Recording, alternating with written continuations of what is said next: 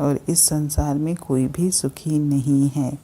अगर हमको संसार में जो नज़र आता है कि कोई तंदुरुस्त व्यक्ति है तो वो सुखी है, कोई धनवान व्यक्ति है तो वो सुखी है, तो ये हमारी सिर्फ सोच है।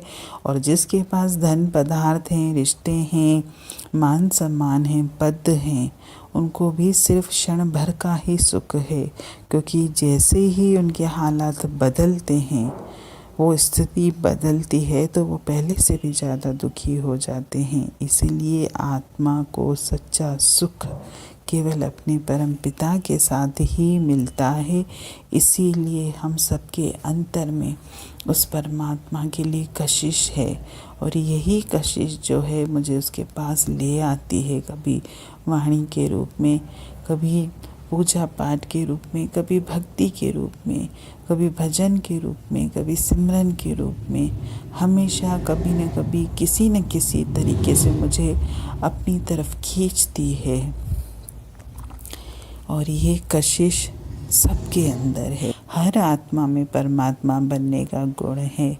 बस है फ़र्क इतना कि जो व्यक्ति पुरुषार्थ करेगा, जो अपने आत्मा की तड़प को समझेगा, जो अपने आत्मा की कशिश को जानेगा, वो उस रास्ते पर दौड़ लगाएगा, और जो दौड़ेगा तो वो पाएगा भी।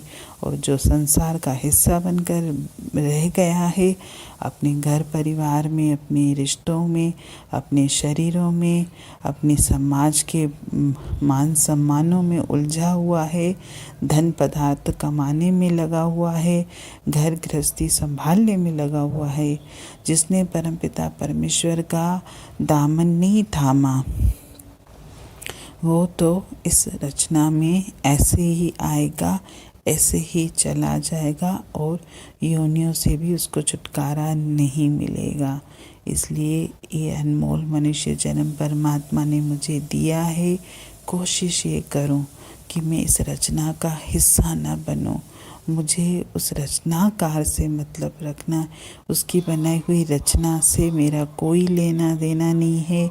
देह का जो धर्म है, देह का जो कर्तव्य है, उसको आप करने दीजिए, लेकिन अपनी आत्मा को उस परमात्मा से दूर मत रखिए। हरि ओम।